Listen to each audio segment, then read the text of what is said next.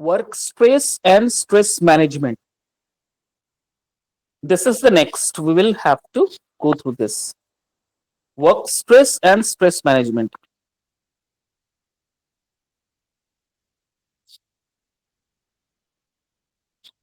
Okay.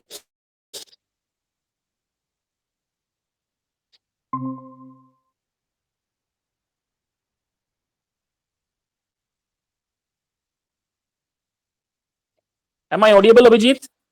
Yes, sir. What is work? अगर तुमसे मैं पूछूं what is stress? Can you define me? क्या अपने तरफ से कोई मतलब बता सकते हो? What is stress? Um, Hindi में ही. If you okay know it, Hindi में. What is stress? क्या है stress? सर, जो चीज हम अपने दिमाग में टारगेट लेके चलते हैं, अगर वो चीज टाइमलाइन के पहले कंप्लीट नहीं हो पाता या जो चीज हम लोग सोचते हैं वो चीज हम लोग कर नहीं पाते हैं, देन हमें स्ट्रेस होता है। या जो चीज हमारे मन के मुताबिक नहीं हो पाता है तो हमें स्ट्रेस होता है। Yes.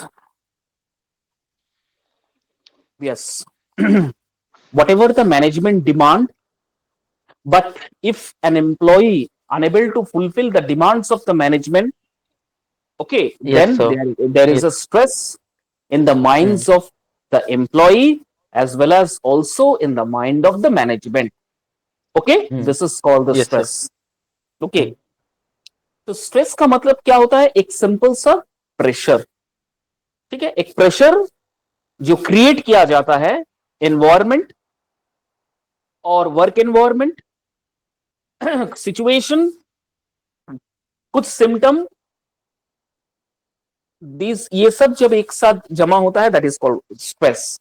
Now simply stress doesn't mean that you have to means you need to um, been pressurized by the management only. Sometimes apart from the management or apart from the job that we are doing, you automatically there is some pressures related to environment, family responsibilities, somehow that is also comes under stress. Say for example, आपका suppose किसी ने for example suppose somebody purchased a bike. Okay, now every month EMI is to be get deducted from his account.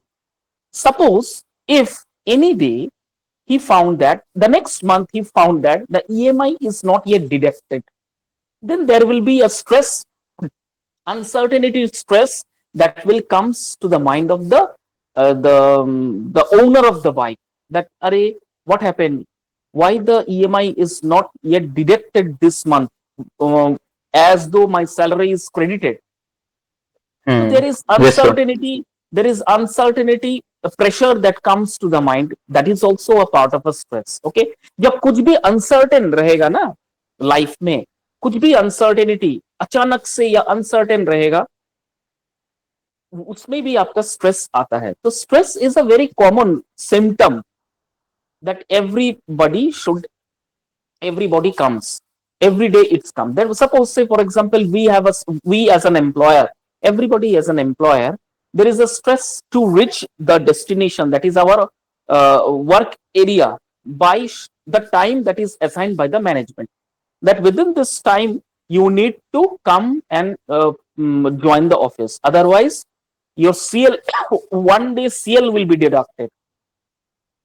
If you are not coming on time to the office work, then one day CL will be deducted. Okay, as if, so what we do, we need to sometimes we need to do a rush driving to reach the destination. So there is also a uncertainty, there is stress that comes to our mind whenever the clock struck 9. The suddenly an uncertain pressure or uncertain stress comes to our mind. Oh my goodness, now it's 9 a.m. We anyhow by within a 15 to 20 minutes I had to reach the destination, my office. Okay, otherwise if late by somehow I need to give a lot of explanation, and apart from CL will be deducted. So it's very now situation is very dangerous. Anyhow, I had to reach the my destination. This is also a type of stress. So stress is nothing. You cannot be properly define the stress in a particular way. Stress something which is unusual, uncertain pressure that grows into your mind that calls stress. Up now the problem is now the mainstream is how to manage the stress.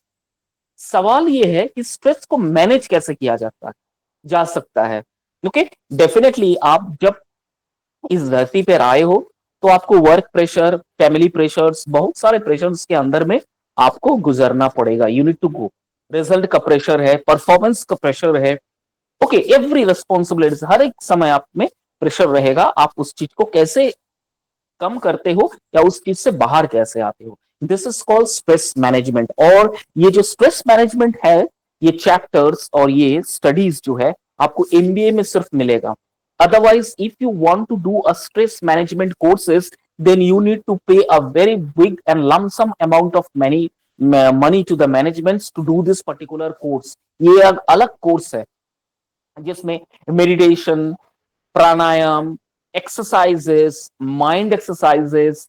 A lot of situations are there. You need to control your emotions. Each and every lot of courses and theories are there, practical. But it is very fortunate to you that you are getting this course free of cost in MBA. Now, if this stress management is included in the syllabus, okay, so this is a very good thing, sign. देखो क्या लिखा है work stress is a prevalent issue that can significantly impact employees' health, productivity and job satisfaction. And apart from that, एक और चीज मैंने mention करना भूल गया इसका जो सिम्टम है इसका प्रेशर इतना हाई होता है the stress having its own pressure so much that may sometimes the people going to lose their health they will going to lose their productivities they will going to lose their job sometimes they will going to lose their life also this is the stress symptom of stress okay so stress is a response to demand and pressure that exceed an individual's ability to cope effectively now how you going to effectively cope up with this situation that is called the management common stressors include work, overload, lack of control, interpersonal conflicts, and organizational changes. Prolonged exposures to stress can lead to burnout, anxiety, physical health problems. ठीक है तो यहाँ थोड़ा सा mention किया हुआ है कि नॉर्मल स्ट्रेस किसे काउंट करते हैं देयर आर कॉमन सिम्टम और देयर आर कॉमन स्ट्रेस तो उस कॉमन स्ट्रेसेस में इंक्लूड वर्क प्रेशर या work overload lack of controls okay interpersonal conflict means while you have a communication with your friend sometimes there is a conflict between your friends with your families with your spouse with your sometimes with the children sometimes with their brothers and sisters these all are called interpersonal communication और interpersonal conflict अपने घर की अंदर में जो conflict होता है उसमें भी एक स्ट्रेस रहता है वो एक अलग स्ट्रेस है और ये सब जो स्ट्रेस है ये एवरीडे कॉमन है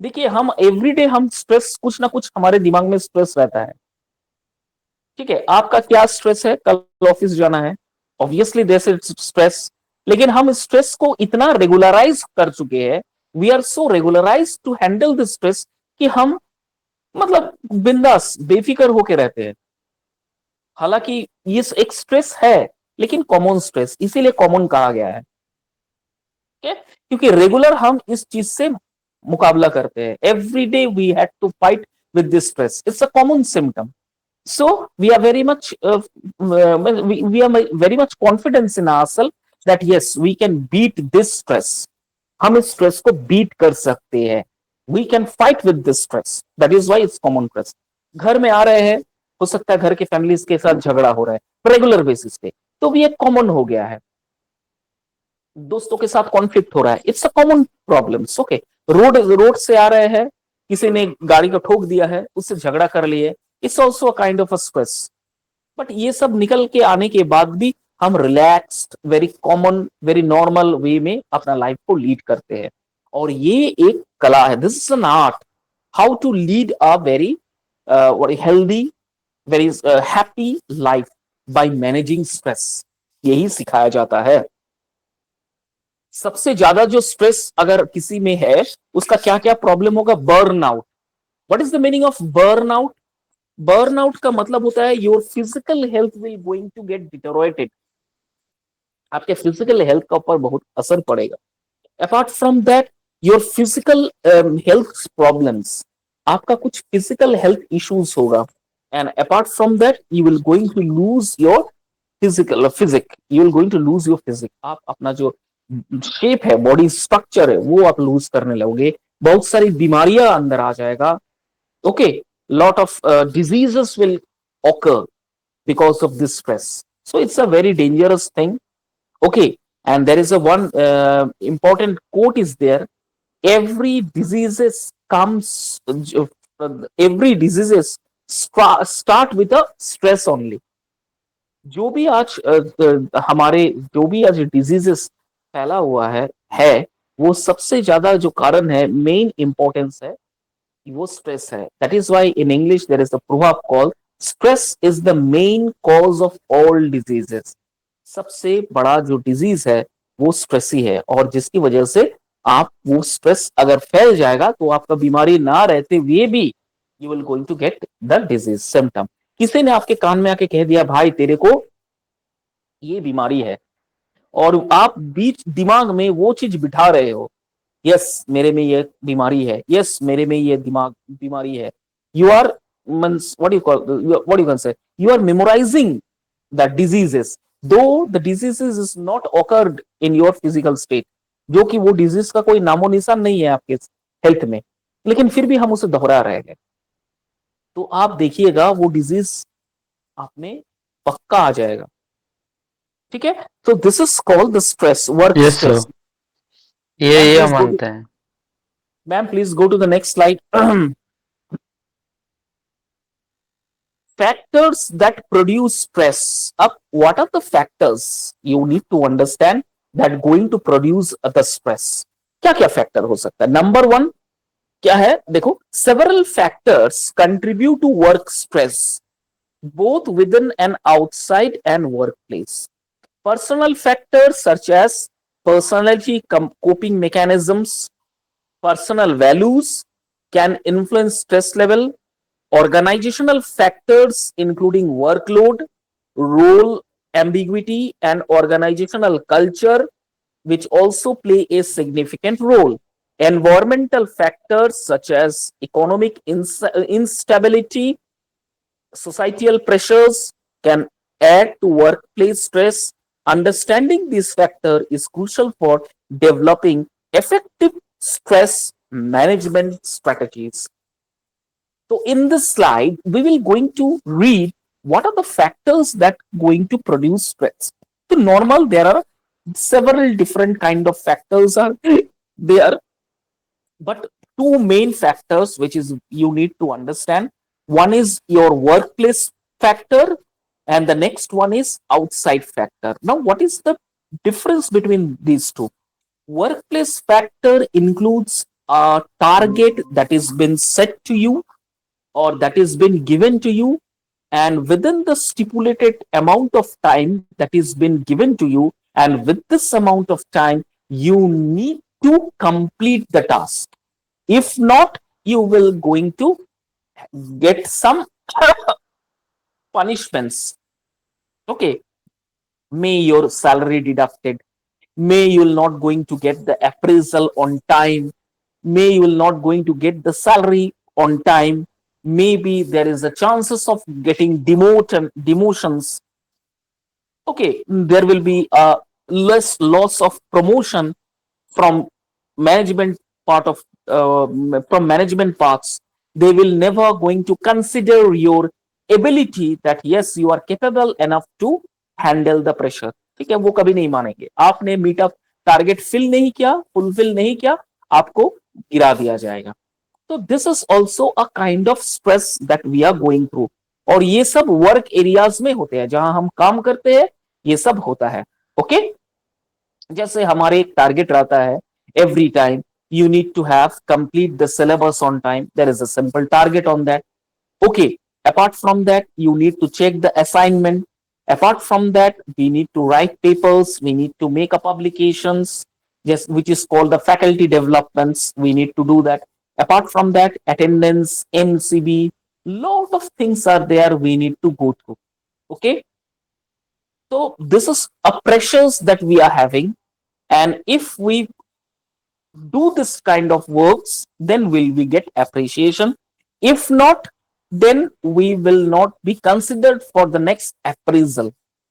Okay, हमारे appraisal फिर नहीं हो पाते हैं। दिस इज द पॉइंट, ये वर्क प्लेस में है।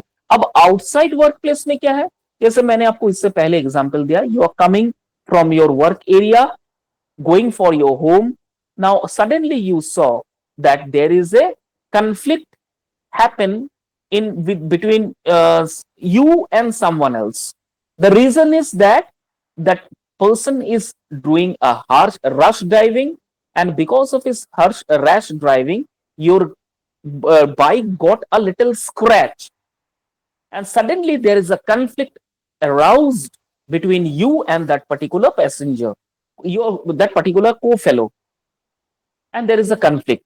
Okay, so this is a stress that it will going to build up in your mind. He is threatening you, देख लूंगा मैं तुझे, कहां पर रहने वाला है, तुझे मैं देख लूंगा। You are also giving him the threat, तुम कहा बता, कहा मुझे कहाँ आना है, मैं वहीं पर आ जाऊंगा और वहीं तेरे को मारूंगा। तो this is a conflict going on, ये बाहर होता है, दिस इज आउटसाइड, वो भी एक तरह का स्ट्रेस है। Now from there if you are coming home and you see there is a conflict between the parents, brothers and sister, conflict between the family members, तो वो हमारे घर के प्रेशर है। सोसाइटियल प्रेशर क्या होता है, सोसाइटियल प्रेशर्स जैसे फॉर एग्जांपल, आप एक फ्लोर में रहते हो, एक बिल्डिंग अपार्टमेंट में रहते हो, किसी वजह से आपके जो बगल वाला जो मतलब आपका नेबर्स है, उसके साथ आपका कुछ झगड़ा हो गया है, फॉर थ्रोइंग सम गार्बेजेस, आपने कुछ गार्बेज उठा के फेंका, तो आपका कुछ पार्टिकल्स, गार्बेज का वो पार्टिकल्स कुछ उसके घर के पास गिर गया, suddenly there is a conflict started, जानबूझ के आप लोग यहाँ पर फेंकते हो, डस्टबिन बना हुआ है फिर भी यहीं फेंकना है, नीचे जाना नहीं है, शुरू। तो ये एक सोसाइटियल प्रेशर्स, वो भी एक तरह का स्ट्रेस है कि एवरी डे मुझे नीचे जाना पड़ेगा, गार्बेज थ्रो करना पड़ेगा, अगर एक भी इधर उधर हुआ तो सोसाइटी वाला चिल्लाने लगेंगे, वो एक अलग प्रेशर। तो इस तरह का डिफरेंट काइंड ऑफ प्रेशर्स, जिसे हम स्ट्रेस कहते हैं, वो डेवलप होते रहता है। Is it clear? This is called Yes, the yes, sir. This is called the produce of stress. इस तरह से स्ट्रेस प्रोड्यूस होता है। ठीक है ma'am, next please go to the next slide. Oh God, अरे, तो अभिजीत आई थिंक ये तो कंप्लीट हो गया है। अब बताओ, कल मैंने जो पढ़ाया था उसमें से कुछ पढ़े हो, कुछ डाउट्स Sir, है? Unit 5, here we comes to the end of unit 5 और पेपर कंप्लीट हो गया है। अब अगर कुछ डाउट्स है तो पूछ सकते हो, I am there to clarify your doubts. sir, just a minute, hold, sir. Just a थोड़ा मिनट होल्ड, ये क्या इंग्लिश सर है यार? सर पीडीएफ खोल रहे सर, एक second. Understanding behaviour roots of organisation please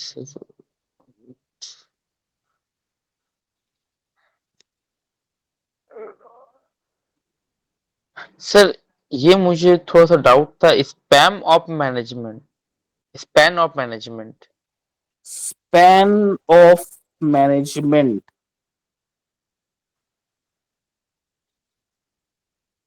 और उसके सेकंड वाले में भी थोड़ा डाउट था sir, authority relationship and line step. देखो स्पैन ऑफ मैनेजमेंट का एक और मतलब होता है that the span to control the management. Span means time to control the management. अब इस टाइम में क्या क्या आता है? The number of employees. Okay, now how to handle the number of employee. मैंने तुमको एक बताया था example. Suppose you are working as a supervisor of any company. Under your supervision 3 or 4, more than 5 or 6 employees are there. You need to look Okay. after these employees. Okay, so how you are responding to the employees, how directly the you are responsible for those employees, and employees are how directly responsible for their work. Okay, this all comes under the span of control. आप जिस तरह से अपना control वर्चस्व बनाए रखिएगा employees के ऊपर, उसी तरह से कंट्रोल और उस कंट्रोल से उनका जो भी काम है वो फिर बनते रहेगा. This is called span of control. कितना देर तक आप इस चीज को कंट्रोल कर सकते हो. ऐसा है ना, जैसे ही 4 बजा, बहुत 5 बजा, बहुत सारे एम्प्लॉय बोले सर छुट्टी हो गया. आप अगर कह देते हो कि थोड़ा सा ओवर टाइम कर लो, नहीं करेंगे. Yes, sir. इसका मतलब क्या था? On the time you are not having the control on your employees. किसी दिन अगर कह दिया कि 15 मिनट थोड़ा सा ज्यादा रुक जाओ, इस काम को कर लो, अगर वो सुनते हैं तो आपका for the time being you have a control on your employees. अगर वो नहीं कर पाते हो means you doesn't have control on your employees. They are working for their money and you are also working for the money. तो after all क्या होगा? Problems वही होगा, कंफ्लिक्ट रहेगा, कुछ ना कुछ प्रॉब्लम्स क्रिएट करते रहेंगे. So this will all comes to the, this is all known as the span of control, which is comes under the management process. Now, why this span management is important? Do you know that? It is important as because from this span management or span control, you can manage and perform their job. Okay, you can manage your team. Okay, you can manage the decisions and you can check the overall performance of the team as the manager. Okay, so this is called the span of control or span of management. बोलो और क्या doubt है?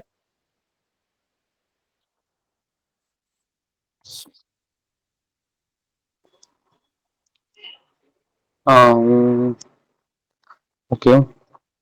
Authority relationship. Authority relationship कौन सा slide में है देख लेता हूं. ऑथोरिटी रिलेशनशिप ना authority and responsibility.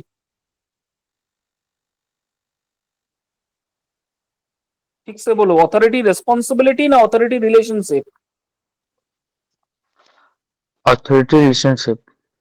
Authority relationship in management. Okay, what is this? This is a connection between superior and subordinate. मैंने वो फिर तुम्हारा सुपरवाइजर वाला एग्जांपल मैंने दिया था कि आपका रिलेशनशिप जो है वो कैसा रहेगा आपके सुपीरियर के साथ और आपके सबऑर्डिनेट के साथ, मतलब आपके नीचे लेवल में जो काम कर रहे हैं. ओके, नाउ जहां पर superior has the power to give order,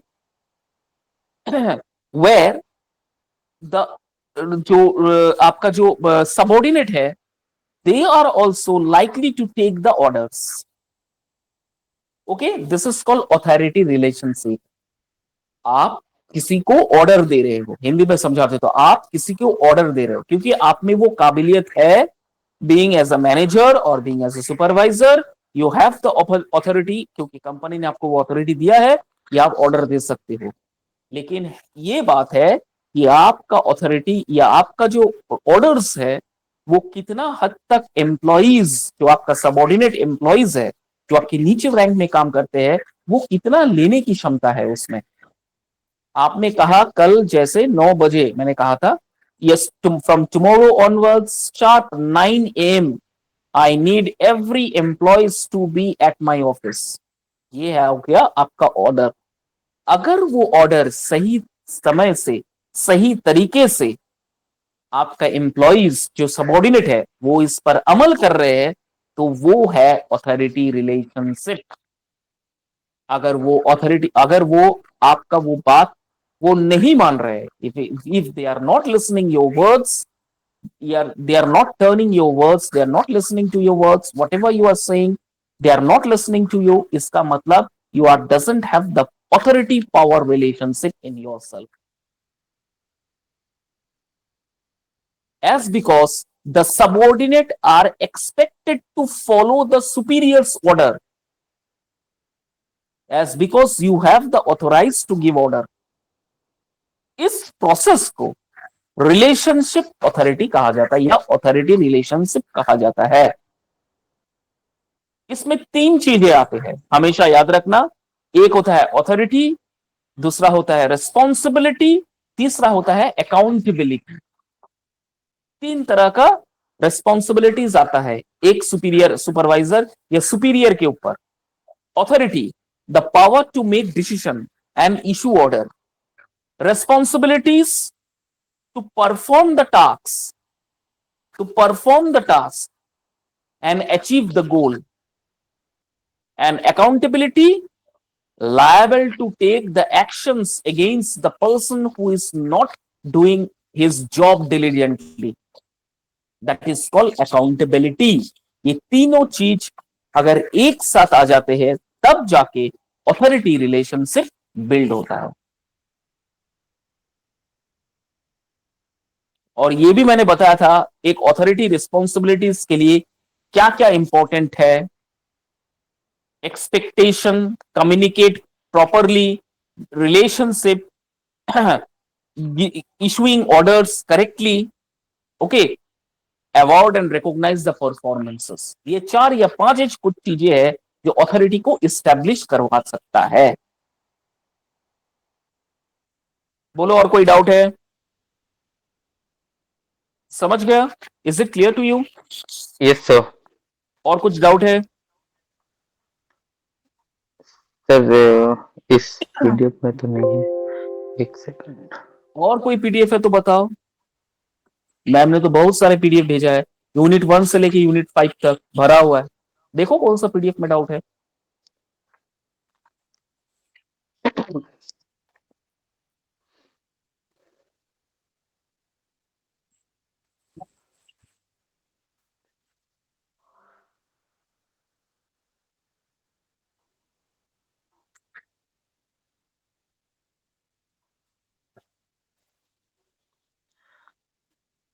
sir doubt तो है सर. जिस जिस क्लास में सर हम अटेंड नहीं किए सर उसी में थोड़ा डाउट है. वाह क्या बात है, बढ़िया से तुम सुने हो. मैम ने तो रिकॉर्डिंग्स तुमको भेजते हैं, सुने हो तुम रिकॉर्डिंग्स? सर सुने लेकिन थोड़ा थोड़ा अच्छा ठीक है, चलो ना, सर. इतना टेंशन काहे ले रहे हो. बोलो क्या डाउट है, बोलो बोलो, क्लियर कर देता हूं. Sir understanding and managing group process जो पीपीटी मैम भेजी है उसमें. अंडरस्टैंडिंग, एक मिनट निकालने दो. अंडरस्टैंडिंग, बोलो. And managing group processes. Understanding and managing group processes. देखो understanding and group process, group का मतलब क्या है पहले समझो. ये सर हाँ ये सर पीडीएफ है इसके अंदर. हाँ अब बताइए सर, अब बताइए. Group, what is the meaning of group? Group process का मतलब होता है how people work together in a group. How people work together in A group, and apart from that how they form, how they want to make a decisions and how they perform. ये तीन चीज बहुत important है. Group process, it is a kind of a work और it is the study और it is a process how people work together in a group. ठीक है, पहला तो ये हो गया. अब इसमें 2-3 चीजें जो आपको याद रखना है. What are they? Number 1 is how they form, how they form, how they want to make decisions and how they perform. Decisions कैसे ले रहा है, how they form, group कैसे formations हो रहा है, and apart from that how the group is performing. ठीक है, is it okay, clear to you? Yes sir, yes sir.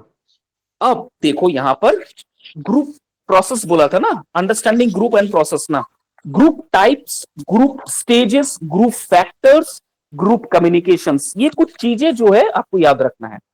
These are the processes. पहला है ग्रुप टाइप, क्या टाइप का ग्रुप्स आपको मिला है पहले समझ लो। मैं वही सुपरवाइजर वाला एग्जांपल देता हूं, सब में यही एग्जांपल आएगा। आप एक सुपरवाइजर बने हो, आपको किस तरह का टीम आपको मिला है, ग्रुप मिला है। जो लिथार्जिक अगर आपको मिला है, 10 बार बोलने से एक काम होता है, मतलब आपका टीम परफॉर्म नहीं कर पाएगा।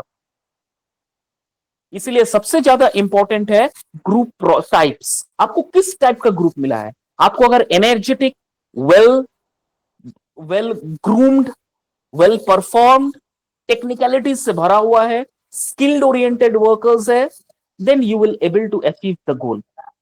मतलब आपका ग्रुप जबरदस्त है। लेकिन ग्रुप स्टेजेस क्या है? Group go through the stages forming, storming, norming and performance. और नेक्स्ट प्लेटफॉर्म क्या है? जहां पर ग्रुप को परफॉर्म करना होता है। उस वक्त अगर ग्रुप अच्छे से परफॉर्म नहीं करेगा, then you will never going to achieve the goal. Then the next one is group factors. What are the group factors? How you communicate with the groups, how to lead the group from the front। और जितने अच्छे तरीके से आप perform करोगे, उतना ही आपको सबसे ज्यादा सफलताएं आपको मिलेगी। ठीक है, आप जितने अच्छे तरीके से आप जितने अच्छे तरीके से कम्युनिकेट करोगे, उतना ही आपको अच्छा परफॉर्मेंस आपको देखने को मिलेगा। This is called group communications. और ये कैसा होता है? If you communicate properly. How you communicate properly with the groups, this is the factors. पहला है टाइप्स, दूसरा है स्टेजेस, तीसरा है फैक्टर्स, चौथा है कम्युनिकेशन। समझ में आ गया? Yes sir. नेक्स्ट बोलो।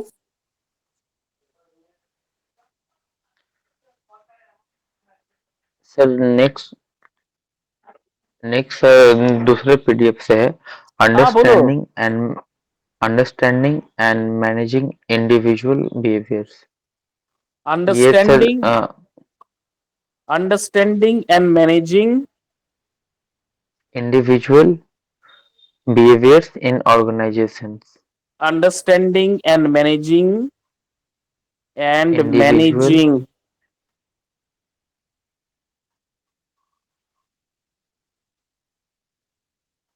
Understanding and managing individual individual behaviour, in organisation. Behaviour. हाँ ये सर पीडीएफ में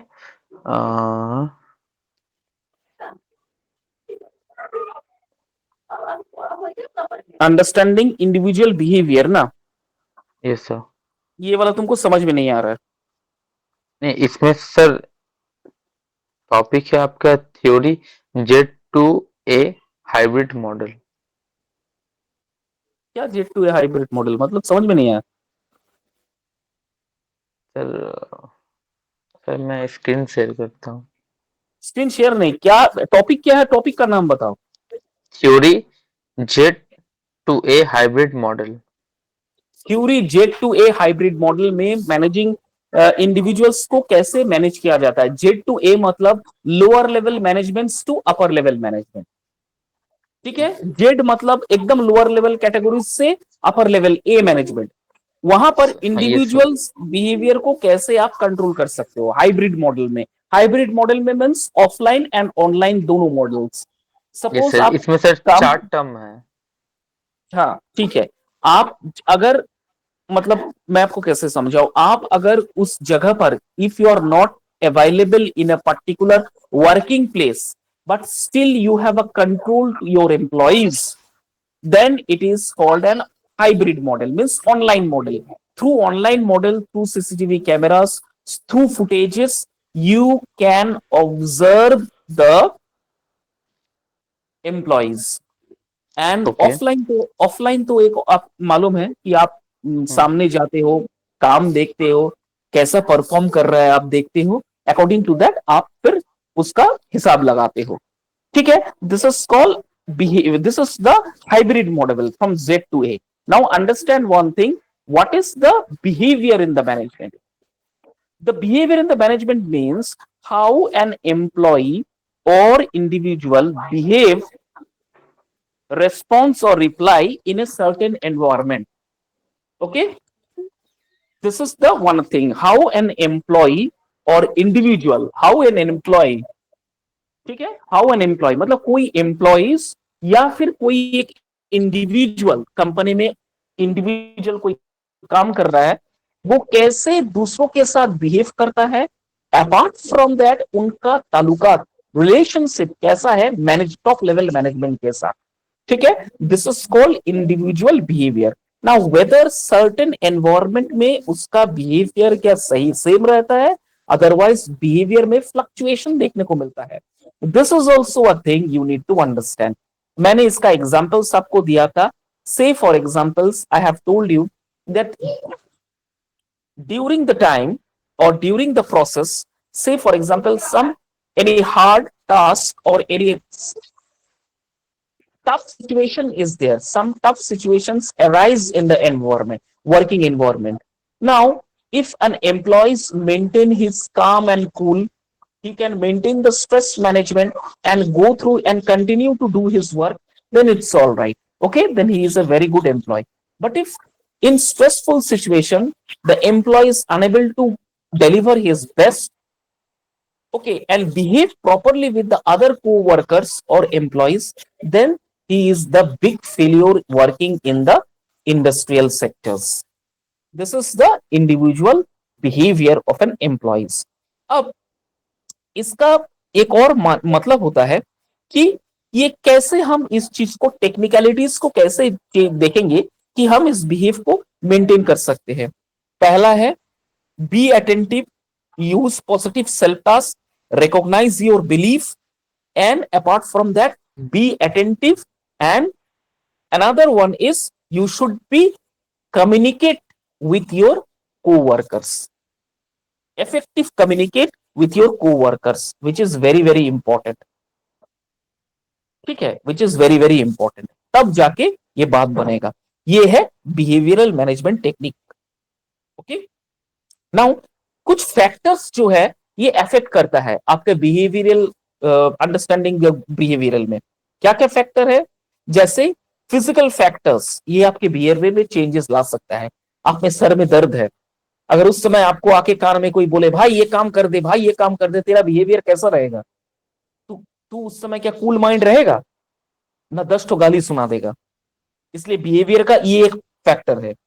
दूसरा है हेल्थ, तेरा हेल्थ ठीक नहीं है, कोई आके बोल रहा है भाई मेरा ये टारगेट है सेट करना है, तू अभी बीमार पड़ा हुआ है, काम कैसे चलेगा? उस समय तेरा बिहेवियर को टेस्ट किया जाता है, that how you talk with that particular person. Apart from that your financial status, ये भी डील करता है। किसी दिन आपका सैलरी डिडक्ट हो गया है, पेमेंट कम आया है, आपके जो पेमेंट एक्सपेक्टेशन किए थे पेमेंट कम आया है, उस समय आपका बिहेवियर कैसा हो रहा है? This is also a behavioural status. Okay, so these are all mental health, life experience, family culture, friends, life events, these all are counts under behavioral sectors। ठीक है, यही पर ये जो सेक्टर्स है इसमें आप जाते हुए, आप जब इस जगह पर एक एक स्टेज पर पहुंचते हो, you rich particular stages, and reaching after particular stages, how you perform, how you show your behave with others, this is the behavioral factors। okay, clear है डाउट? Yes sir. और क्या डाउट है बोलो? Sir और तो भी कोई doubt है नहीं सर।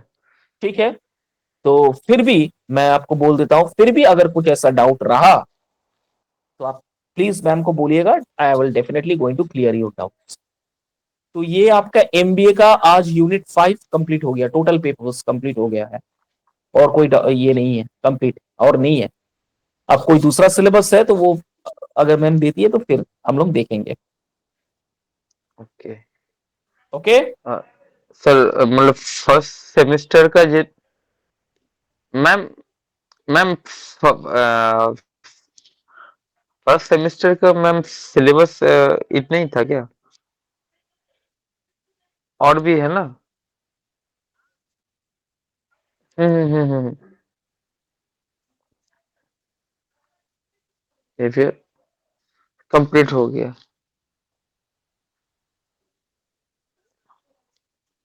ओके।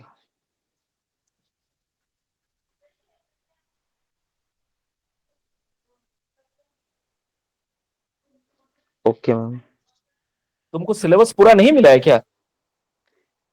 सिलेबस मुझे मिला है। एक तो सेकेंड। देखो फिर, इतना घबराने की क्या है? मेमोराइज कर पाओगे इतना? मेमोराइज हो जाएगा अभिजीत। याद कर लोगे? सर सर कोई डाउट होगा तो आपसे हम सर क्लियर कर लेंगे। मैं तो क्लियर कर दूंगा, मेरा वो मतलब नहीं है। मतलब तुम इतना कुछ दिमाग में रख पाओगे ना, जितना मैंने पढ़ाया है, यूनिट 1 to 5, जितना मैंने एग्जाम्पल्स के साथ तुमको पढ़ाया है, उतना तुम दिमाग में रख लोगे ना, और आंसर लिख यस पाओगे? That is I am telling you, that is my point. Will you able to write the answers at the time, during the time of examinations? Sir I am trying my best sir. Trying my best means you need to listen and you need to study every day. You had to study, sit down and study every day. Whatever the lectures that I have gone through, and whatever the lectures ma'am have send you, the online lectures. If you, whenever you are not attending the classes, you just go through those lectures every day. Okay. इसीलिए तो मैं examples देता हूं ना, इसलिए I am giving you the examples of it, ताकि वो जब आप आएंगे पॉइंट में, वो examples you can recollect what is the meaning of this thing. Is it clear? ठीक है, कोई बात नहीं। अगर फिलहाल इसके बाद भी कुछ डाउट अगर रहता है,